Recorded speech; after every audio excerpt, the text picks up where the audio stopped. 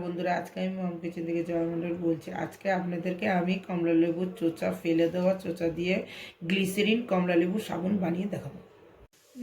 কমলা লেবু সাবান বানাতে লাগছে, প্রথমে এখানে 4টা বড় বড় কমলা লেবুর চোচা আমি সুন্দর করে পরিষ্কার করে নিয়েছি এইভাবে। আর নতুন গ্লিসারিন নিয়েছি, আর এখানে আমি অনলাইন অর্ডার করে সোপ বেস নিয়েছি। এখানে 250 গ্রাম সাবান আছে। প্রথমে আমি এই কমলা লেবুর চোচাগুলা ছোট ছোট করে টুকরা টুকরা করে নিব। এইভাবে করে নিয়ে এটা আমি মিক্সিতে পেস্ট করে নিব।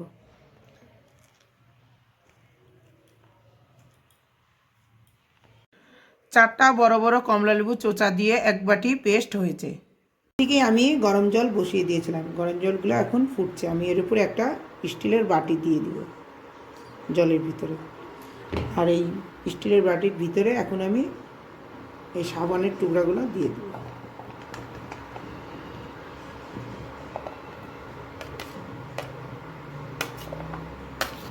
এখন সাবানের গুলো এখন গলবে, আস্তে আস্তে করে এটা গলে যাবে,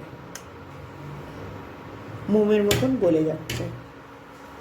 সাবানগুলো সব আস্তে আস্তে গলে যাচ্ছে, আর একটু গলবে।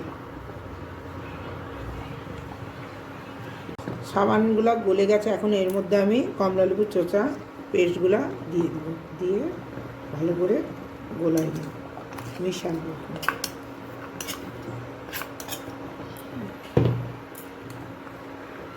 একটা ন্যাকড়া দিয়ে ভালো করে ধরে এটাকে আমি ভালো করে এভাবে ভালো করে মিশাবো। আর 10 মিনিটের মতন এটা আমি এইভাবে ফুটাই নেব। এর মধ্যে আমি এখন আবার গ্লিসারিন দিয়ে দিব।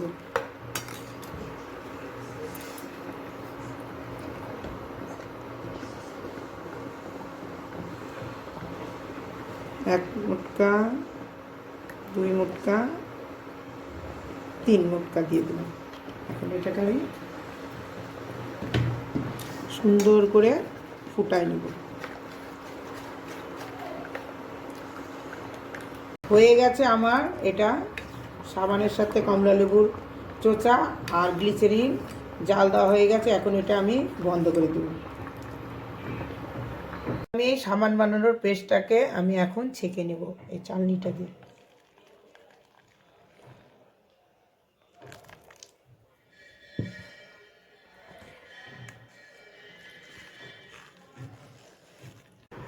অনলাইন থেকে আমি এই সাবান বানানোর এই জিনিসটা আমি মাঙ্গাই নিয়েছি। এর মধ্যে আমি এখন এই সাবান বানানোর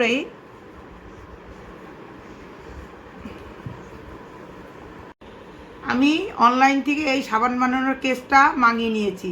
এখন আমি এই সাবানের মিশ্রণটা এইভাবে ঘেটে এই সাবানের কেসের ভিতরে এইভাবে আমি দিয়ে দেব।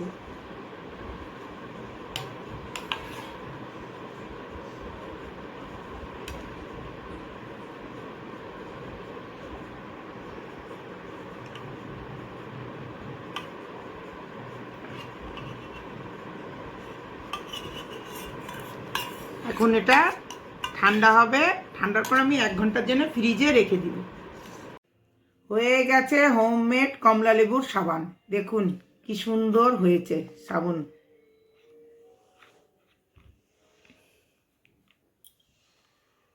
চারটায় উঠাই দেখব। দেখুন, আমার ভিডিওটা পছন্দ হলে লাইক, শেয়ার, সাবস্ক্রাইব করবেন।